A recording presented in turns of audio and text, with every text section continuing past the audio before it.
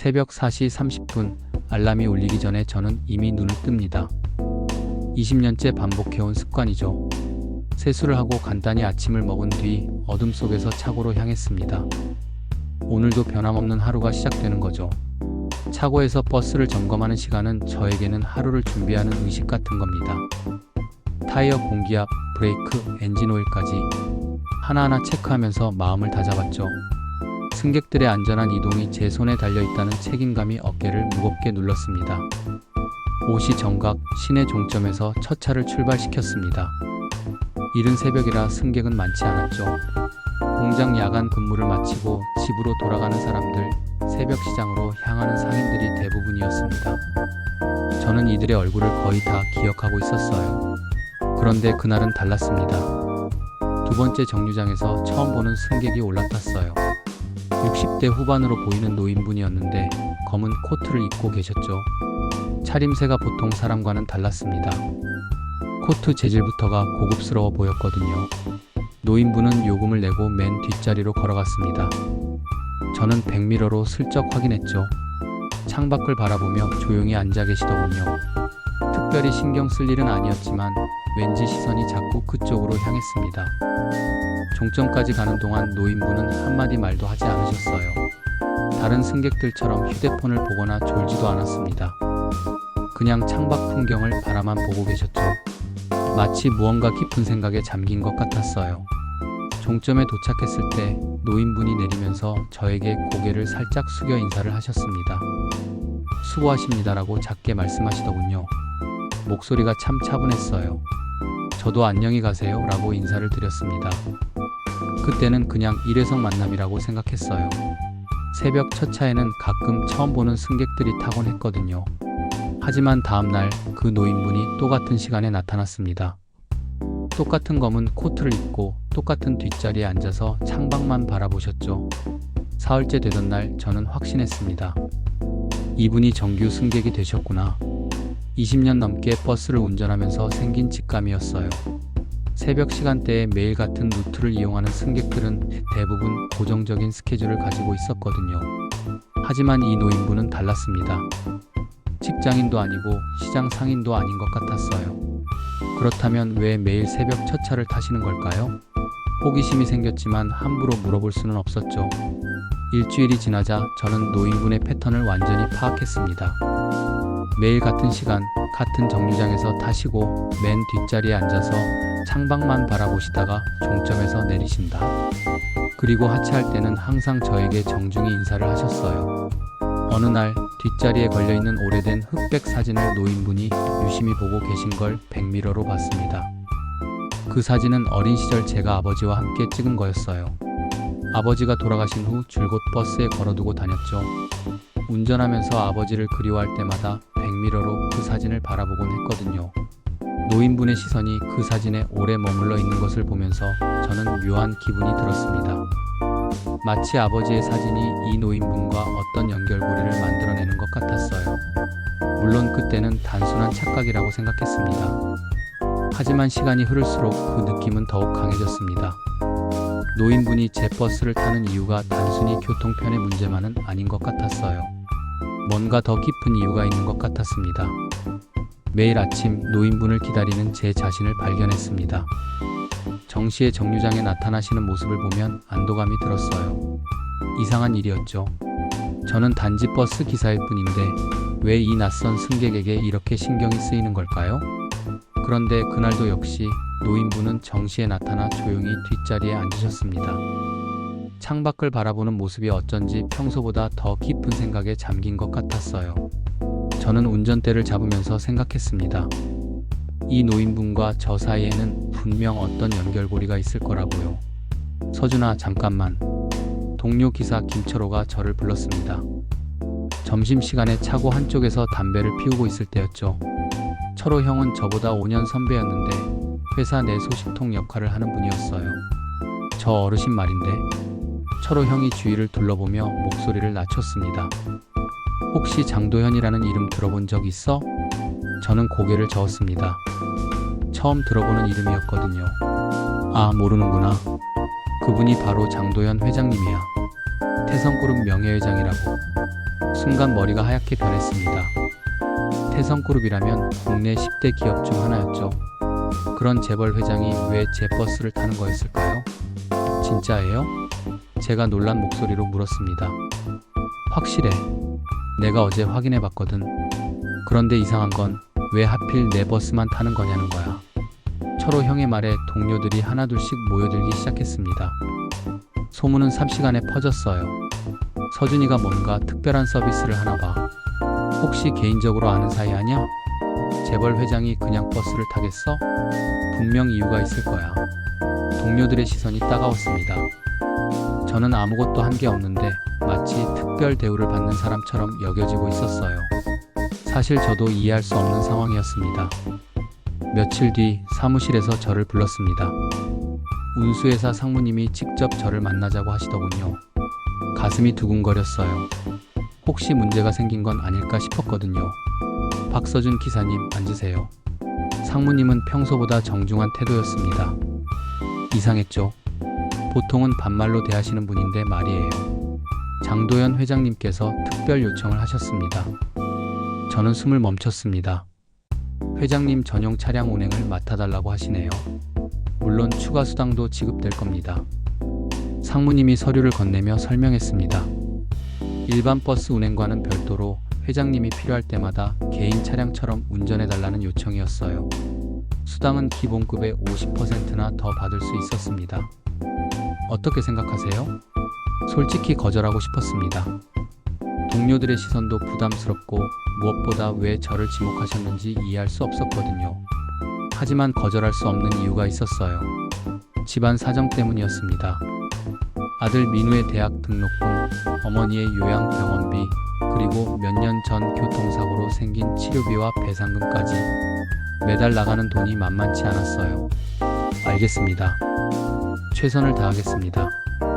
결국 수락했습니다. 상무님은 만족스러운 표정을 지었어요. 그날부터 제 일상이 바뀌었습니다. 오전에는 일반 버스 운행을, 오후에는 회장님 전용 차량 운행을 맡게 됐어요.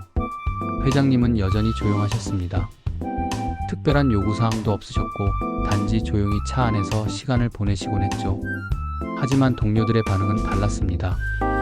처음에는 부러워하더니 시간이 지나면서 점점 거리를 두기 시작했어요. 서준이는 이제 특별 대우 받는 기사니까 우리랑은 급이 다르지. 이런 말들이 들려왔습니다. 20년 넘게 함께 일해온 동료들인데 갑자기 멀어지는 느낌이었어요. 점심시간에도 혼자 먹게 되었고 회사 모임에도 잘 부르지 않았습니다. 가장 힘든 건 오해였습니다. 저는 정말 아무것도 한 게 없었는데 마치 회장님과 특별한 관계가 있는 것처럼 여겨졌어요. 어떤 동료는 혹시 뒷돈이라도 준 거 아냐?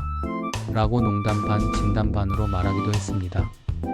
그런 시선들이 견디기 힘들었어요. 하지만 어쩔 수 없었습니다. 경제적으로 이 일을 포기할 수 없었거든요. 어느 날 회장님을 모시고 가는 중에 백미러로 뒤를 보니 회장님이 제 사진을 유심히 보고 계시는 걸 발견했습니다. 뒷자리에 걸린 아버지와의 흑백 사진을 말이에요. 기사님, 회장님이 처음으로 저에게 말을 거셨습니다. 네, 회장님. 저 사진 속 분이 아버님이신가요? 갑작스러운 질문에 당황했습니다.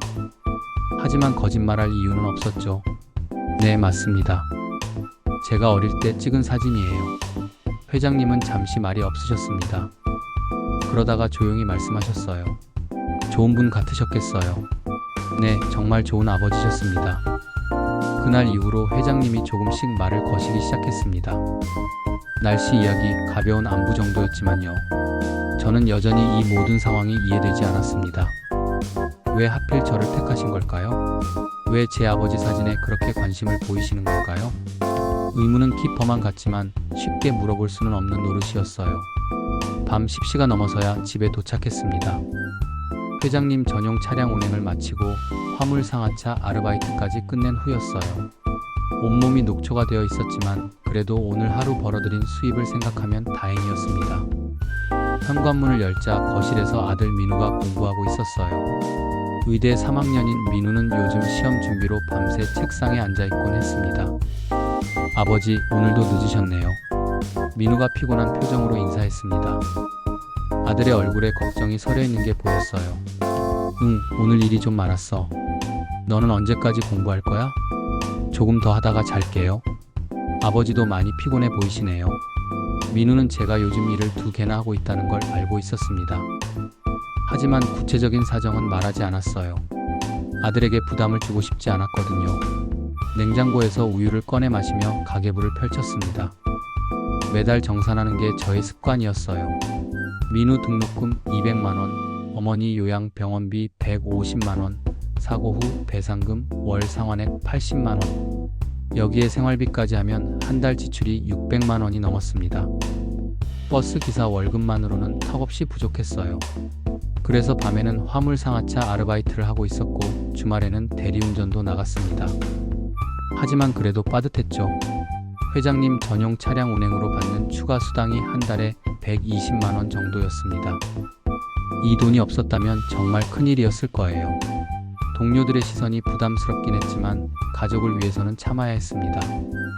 다음날 오후 회장님을 모시고 시내를 드라이브하는 중이었습니다. 평소보다 말씀이 많으셨어요. 기사님, 가족은 몇 분이세요? 아들 하나와 어머니가 계십니다. 아드님은 뭘 하세요? 의대 다니고 있습니다. 회장님이 고개를 끄덕이셨어요. 의사가 되려는구나. 훌륭한 꿈이에요. 학비가 만만치 않을 텐데. 순간 얼굴이 뜨거워졌습니다. 회장님이 제 사정을 짐작하고 계신 것 같았어요. 네, 그렇습니다. 부모 마음이란 게 그런 거죠. 자식을 위해서라면 무엇이든 하게 되니까. 회장님의 목소리에 따뜻함이 묻어 있었습니다. 저는 백미러로 회장님을 바라봤어요. 평소보다 부드러운 표정이셨습니다. 혹시 실례가 안 된다면 어머님은 어떠세요? 요양병원에 계십니다. 치매가 조금씩 진행되고 있어서요. 회장님이 잠시 말을 잃으셨습니다. 그러다가 조용히 말씀하셨어요. 힘드시겠어요. 홀로 가족을 책임진다는 게 쉬운 일이 아니니까. 그 말에 가슴이 뭉클해졌습니다. 20년 넘게 혼자 가족을 부양해 오면서도 이렇게 따뜻한 위로를 받은 적이 거의 없었거든요. 괜찮습니다. 제가 해야 할 일이니까요. 그래도 쉽지 않을 텐데. 혹시 다른 일도 하세요? 정확히 눈치채신 거였습니다. 저는 잠시 망설였지만 솔직하게 대답했어요. 네, 밤에는 화물상하차 일을 합니다. 회장님이 깊은 한숨을 쉬셨어요. 그러니까 하루 종일 일만 하시는 거네요. 할 수 있는 일이라면 뭐든 해야죠. 가족이 있으니까요. 그날 이후로 회장님이 저에 대해 더 많은 관심을 보이기 시작했습니다. 가끔 오늘은 좀 피곤해 보이시네요 하며 안부를 물어보시거나 무리하지 마세요 라고 조언해 주시기도 했어요. 어느 날은 차 안에서 이런 대화를 나누기도 했습니다. 기사님 같은 분을 보면 존경스러워요. 무슨 말씀이신지. 가족을 위해 묵묵히 최선을 다하는 모습 말이에요. 쉽지 않은 일인데 회장님의 말씀에서 진심이 느껴졌습니다. 처음에는 왜 저를 특별히 대해주시는지 이해할 수 없었는데 점점 그 이유를 짐작할 수 있을 것 같았어요. 하지만 여전히 궁금한 게 있었습니다. 왜 하필 저였을까요? 성실한 버스 기사라면 다른 사람도 많은데 왜 저를 택하신 걸까요? 그 답을 얻기까지는 좀 더 시간이 필요했습니다.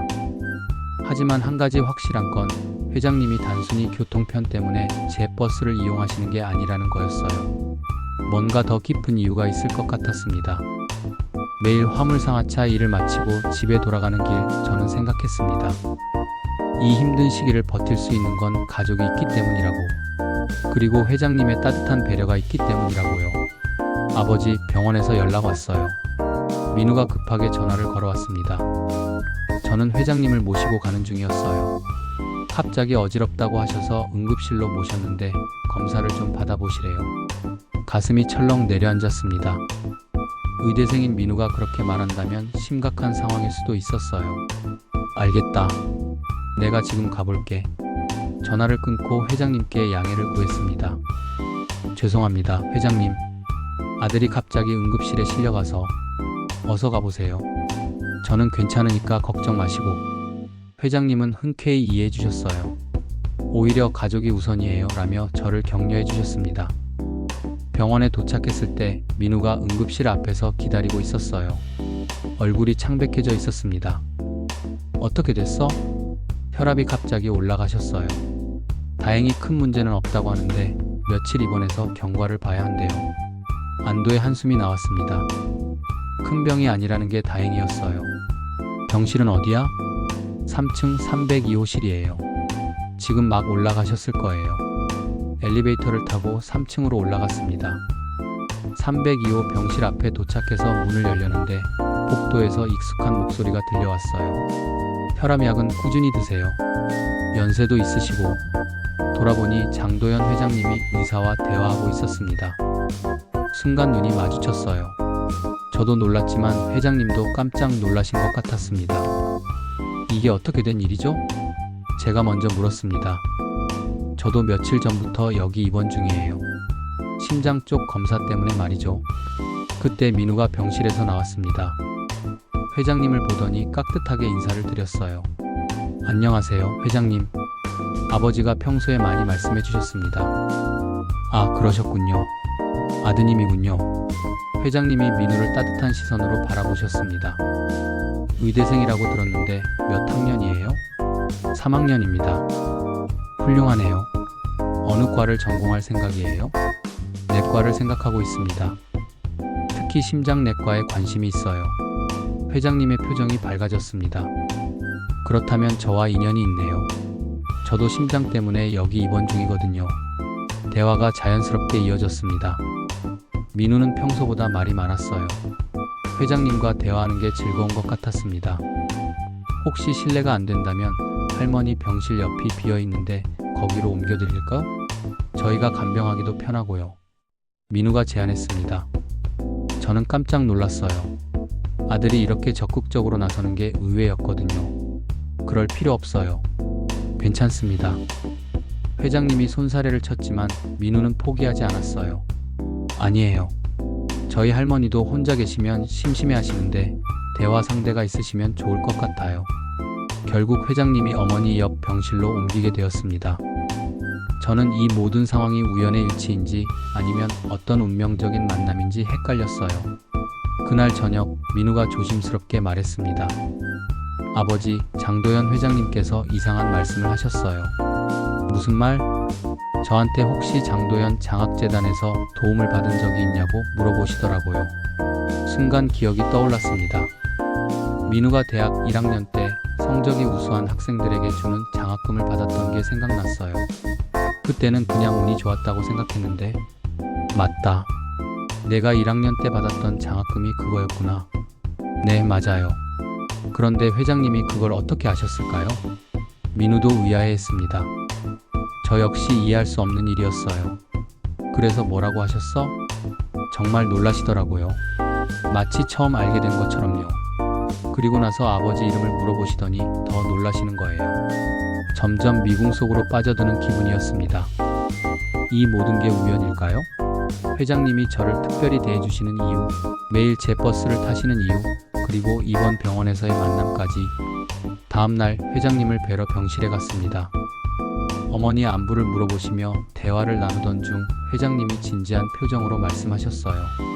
기사님, 혹시 시간 되실 때 제 병실로 좀 와주세요. 드릴 말씀이 있습니다. 가슴이 두근거렸습니다.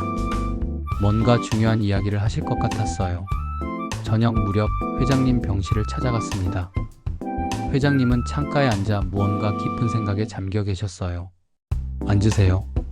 회장님이 의자를 가리키며 말씀하셨습니다. 평소보다 표정이 무거워 보였어요. 사실 제가 기사님을 처음 본 순간부터 이상한 느낌이 들었어요. 어떤 느낌이요? 뭔가 익숙하다는 느낌이었죠. 그런데 처음 보는 분인데 왜 그런 느낌이 들까 궁금했습니다. 회장님이 잠시 말을 멈추셨어요. 그러다가 천천히 말을 이어갔습니다. 그리고 아드님이 장학재단 도움을 받았다는 걸 듣고 나서야 모든 게 연결되기 시작했어요. 무엇이 연결됐다는 건가요? 기사님 성함이 박서준이시죠? 네, 맞습니다. 혹시 아버님 성함이 박철호였나요? 순간 온몸에 전율이 흘렀습니다. 어떻게 아버지 이름을 아시는 걸까요? 네, 맞습니다. 그런데 어떻게? 회장님의 눈에 눈물이 고였습니다. 저는 완전히 혼란에 빠졌어요. 혹시 아버님이 어떻게 돌아가셨는지 아세요? 잘 모르겠습니다. 제가 어렸을 때 갑자기 집을 나가셨는데 그 후로 소식이 없었어요. 회장님이 깊은 한숨을 쉬셨습니다. 그리고 조용히 말씀하셨어요. 내일 제가 보여드릴 게 있습니다. 그걸 보시면 모든 걸 이해하실 수 있을 거예요. 그날 밤 잠을 이룰 수 없었습니다. 회장님이 무엇을 보여주실지, 아버지와 무슨 관련이 있는 건지 머릿속이 복잡했어요. 40년 넘게 궁금했던 아버지에 대한 진실을 알게 될 것 같았습니다. 다음날 오후 회장님 병실을 찾아갔습니다. 가슴이 두근거렸어요. 어젯밤 한잠도 못 자고 뒤척였던 터라 몸은 피곤했지만 마음은 긴장으로 가득했습니다. 기사님, 앉으세요. 회장님은 침대 옆 서랍에서 조심스럽게 무언가를 꺼내셨어요. 낡은 신문 스크랩이었습니다. 종이가 누렇게 변해서 언제 적 신문인지 한눈에 알 수 있었죠.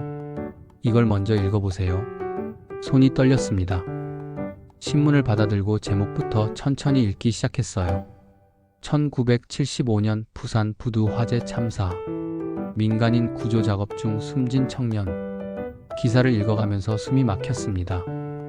1975년 7월 15일 부산 자갈치 부두에서 일어난 대형 화재 사건이었어요. 창고에 있던 화학물질이 폭발하면서 인근 상가와 주택가까지 불이 번졌다고 했습니다.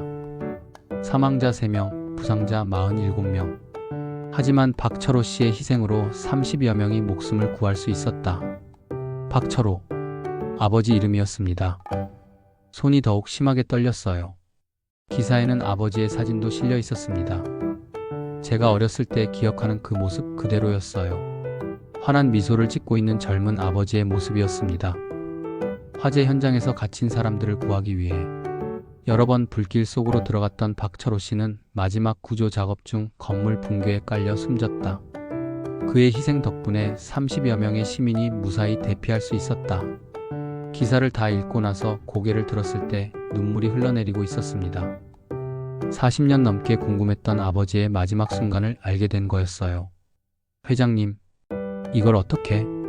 목소리가 제대로 나오지 않았습니다. 회장님도 눈시울이 붉어져 있었어요. 그분도 감정이 북받치신 것 같았습니다. 제가 그때 그 화재 현장에 있었어요. 회장님이 떨리는 목소리로 말씀하기 시작했습니다. 25살 때였죠. 부산에서 작은 사업을 하고 있었는데 그날 부두 쪽에 일이 있어서 갔다가 화재가 났어요. 회장님은 잠시 말을 멈추고 깊은 숨을 쉬셨습니다. 저도 건물 안에 갇혔었어요. 연기 때문에 앞이 보이지 않았고 출구를 찾을 수 없었죠. 정말 죽는구나 싶었어요. 그때 아버지께서 네, 박철호 씨가 저를 구해주셨어요. 불길 속에서 저를 업고 나와주셨죠. 살아야 한다, 포기하면 안 된다고 계속 말씀하시면서요. 회장님의 목소리가 더욱 떨렸습니다. 저를 안전한 곳으로 대피시키고 나서 다시 건물 안으로 들어가셨어요. 아직 구하지 못한 사람들이 있다고 하시면서요. 그리고 그게 마지막이었어요. 건물이 무너지면서 회장님이 말을 잇지 못했습니다. 저도 울음을 참을 수 없었어요. 평생 잊을 수 없었어요. 박철호 씨가 아니었다면 저는 벌써 죽었을 거예요. 그분 덕분에 살았는데 성함도 제대로 모르고 있다가 나중에 신문에서 알게 됐죠. 그래서 제게 네, 기사님을 처음 봤을 때부터 이상한 느낌이 들었어요. 특히 버스 뒷자리에 걸린 사진을 보고 나서는 확신했죠. 회장님이 제 손을 잡으셨습니다. 제가 기사님께 특별한 관심을 보인 이유가 그거였어요.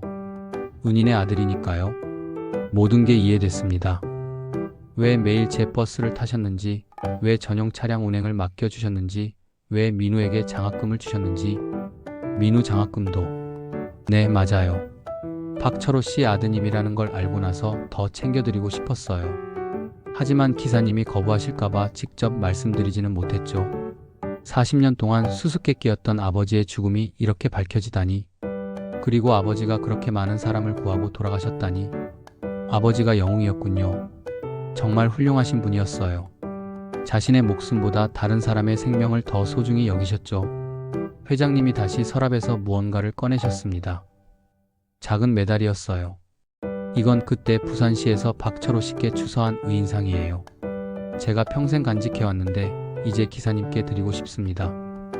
메달을 받아들면서 눈물이 더욱 쏟아졌습니다.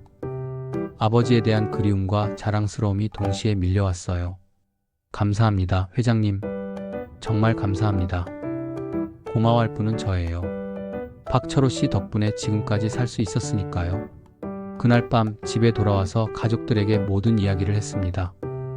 민우는 놀라워했고 어머니는 비록 치매가 있으셨지만 아버지 이야기를 들으시니 잠시 정신이 맑아지신 것 같았어요.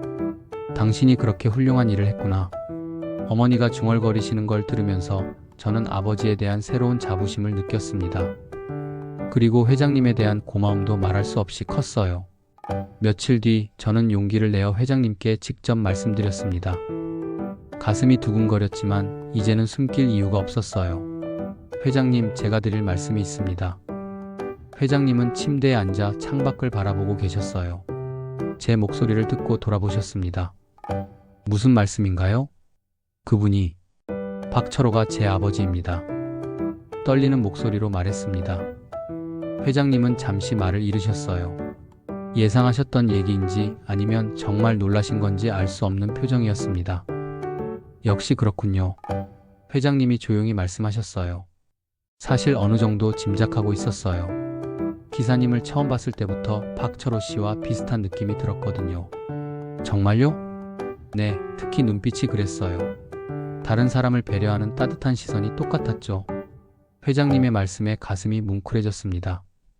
제가 평생 찾던 은인의 아들이 바로 당신이었군요. 회장님이 제 손을 꼭 잡으셨어요. 그 손이 따뜻했습니다. 회장님, 고마워요. 정말 고마워요. 40년 넘게 죄송한 마음만 가지고 살았는데 이렇게 은인의 아들을 만날 수 있다니. 회장님의 눈에서 눈물이 흘러내렸습니다. 저도 울음을 참을 수 없었어요. 그날 저녁 회장님이 저와 민우를 식당으로 불러주셨습니다. 병원 근처에 있는 조용한 한정식집이었어요. 오늘은 특별한 날이니까 함께 식사하죠. 회장님은 평소보다 훨씬 밝은 표정이었습니다. 마치 오랫동안 품고 있던 무거운 짐을 내려놓은 것 같았어요. 민우야, 너도 이제 알겠지만 할아버지가 정말 훌륭한 분이었어. 네, 정말 자랑스러워요. 민우도 감격해했습니다. 자신이 받았던 장학금의 의미를 이제야 제대로 알게 된 거였죠. 사실 제가 장학재단을 만든 이유도 박철호 씨 때문이었어요. 회장님이 말씀하셨습니다. 박철호 씨처럼 어려운 환경에서도 꿋꿋하게 살아가는 사람들을 돕고 싶었거든요.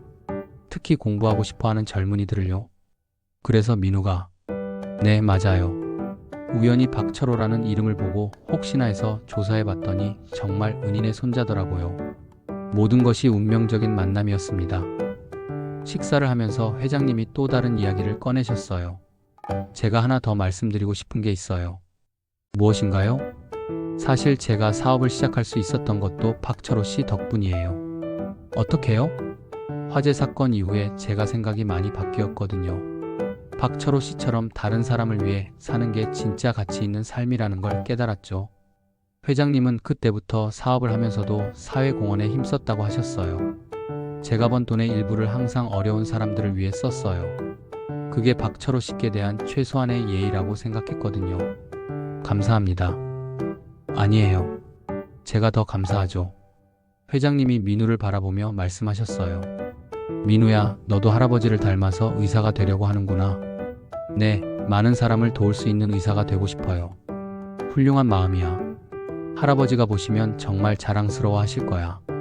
그날 밤 집에 돌아와서 어머니께 모든 이야기를 전했습니다.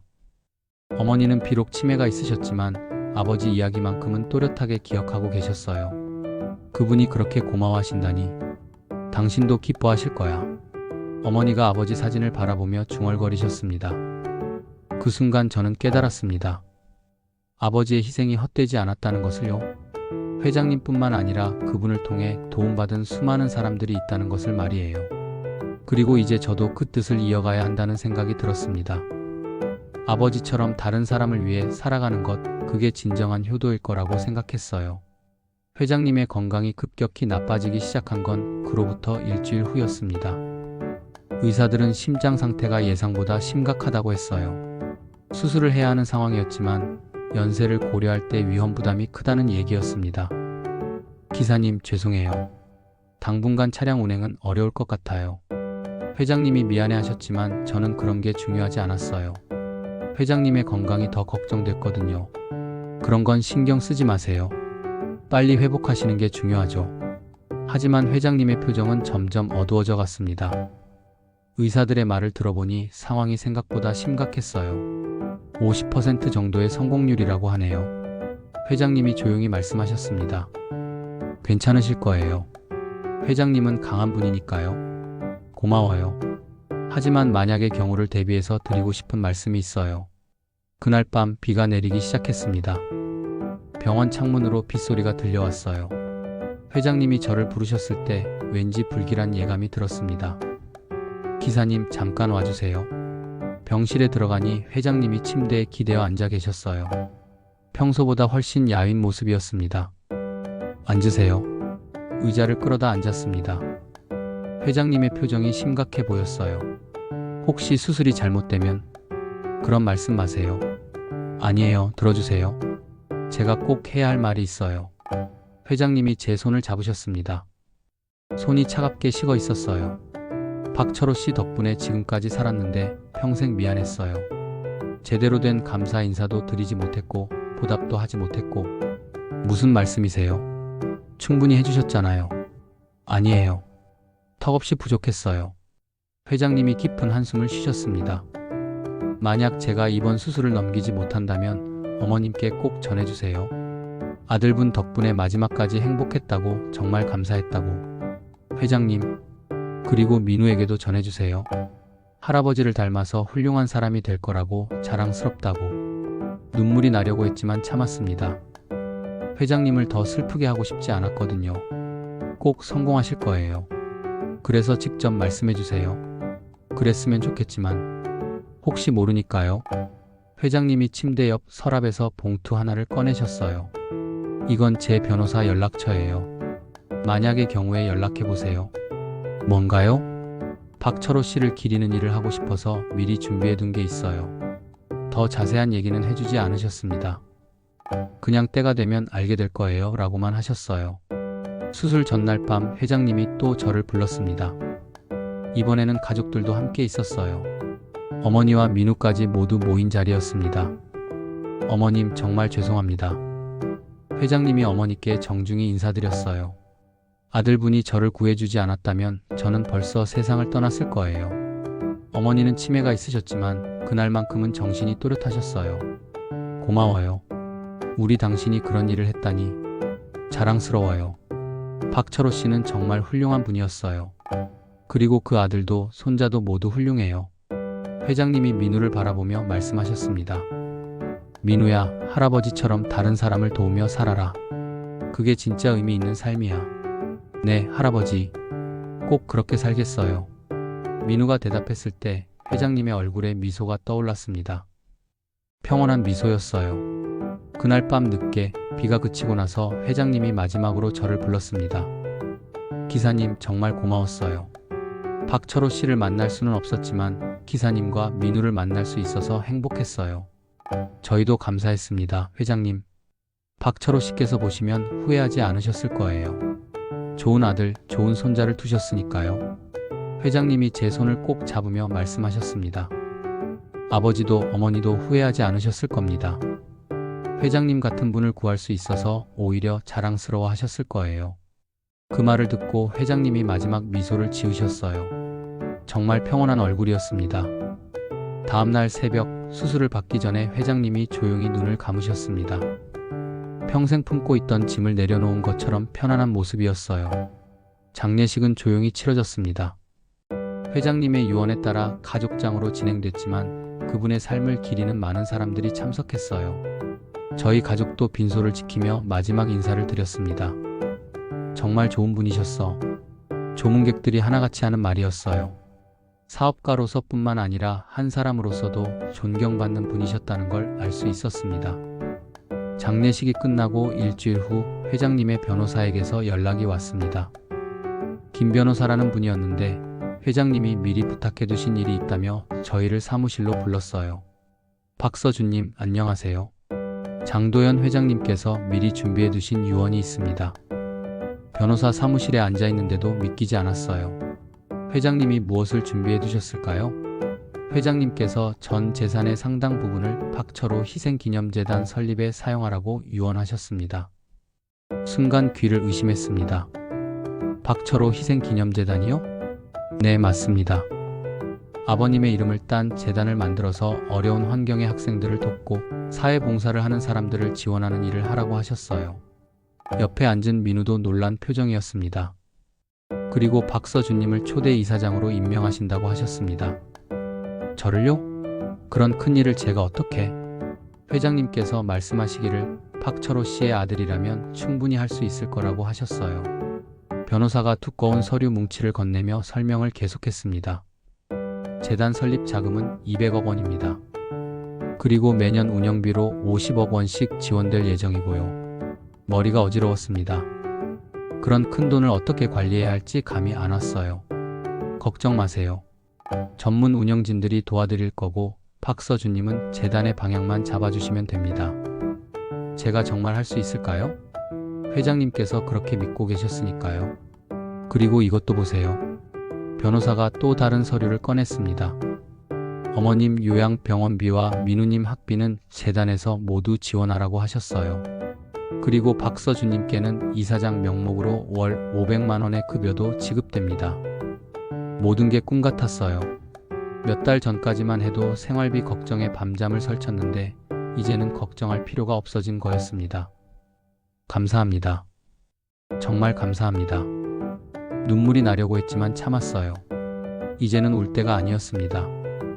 회장님의 뜻을 제대로 이어가야 했거든요. 재단 설립 절차는 생각보다 복잡했습니다. 서류 작업부터 시작해서 사무실 임대, 직원 채용까지 해야 할 일이 산더미였어요. 하지만 전문가들의 도움을 받아 차근차근 진행했습니다. 무엇보다 중요한 건 재단의 방향을 정하는 일이었어요. 저는 아버지와 회장님의 뜻을 생각하며 3가지 목표를 세웠습니다. 첫째, 경제적으로 어려운 학생들에게 장학금을 지원하는 것. 둘째, 사회봉사를 하는 사람들을 격려하고 지원하는 것. 셋째, 위급한 상황에서 다른 사람을 구한 의인들을 발굴해서 도움을 주는 것. 재단 사무실은 시내 중심가에 마련했습니다. 그리고 1층에는 무료 진료소도 함께 열었어요. 민우가 의대를 졸업하면 이곳에서 봉사할 수 있도록 말이죠. 어머니는 재단 지원으로 서울 최고의 요양병원으로 옮기셨어요. 시설도 좋고 의료진도 훌륭한 곳이었습니다. 어머니도 새로운 환경에서 점점 좋아지시는 것 같았어요. 아들아, 당신 아버지가 정말 대단한 일을 했구나. 어머니가 가끔 정신이 맑을 때 하시는 말씀이었어요. 치매가 있으시지만 아버지 이야기만큼은 또렷하게 기억하고 계셨습니다. 재단 개관식 날이 다가왔습니다. 언론에서도 관심을 보였고 많은 사람들이 참석하겠다고 했어요. 저는 긴장됐지만 한편으로는 자랑스러웠습니다. 개관식 전날 밤 민우와 함께 재단 사무실을 둘러봤습니다. 아버지 정말 대단해요.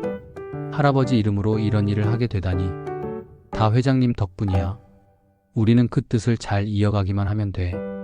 로비에는 2개의 초상화가 나란히 걸려 있었습니다.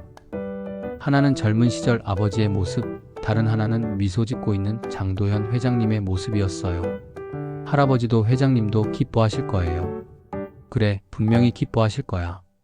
개관식 당일 생각보다 많은 사람들이 참석했습니다. 부산시장님도 오셨고 여러 단체 대표들도 와주셨어요. 그리고 무엇보다 뜻밖의 손님들이 있었습니다. 1975년 화재 사건 당시 아버지에게 구조된 분들이 직접 찾아와 주신 거였어요. 이미 70, 80대가 되신 분들이었는데 신문 기사를 보고 오셨다고 했습니다. 박철호 씨 덕분에 살았습니다. 평생 잊지 못해요.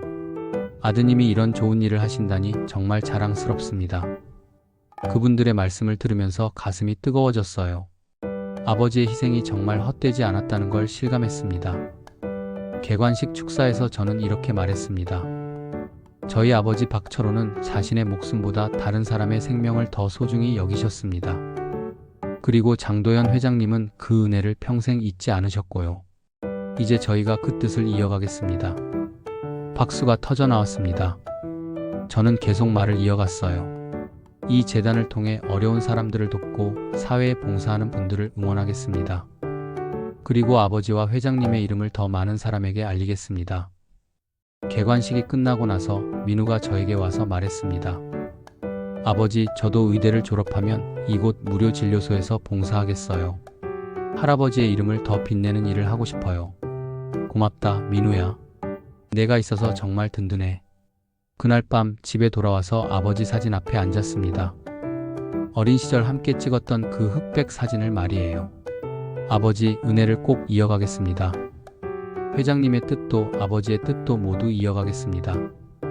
속삭이듯 말하면서 저는 새로운 각오를 다졌습니다. 이제 저는 단순한 버스 기사가 아니었어요. 아버지의 희생을 기리고 사회에 봉사하는 사람들을 돕는 일을 하는 사람이 된 거였습니다. 며칠 후 재단에 첫 번째 장학생 신청서들이 들어오기 시작했습니다.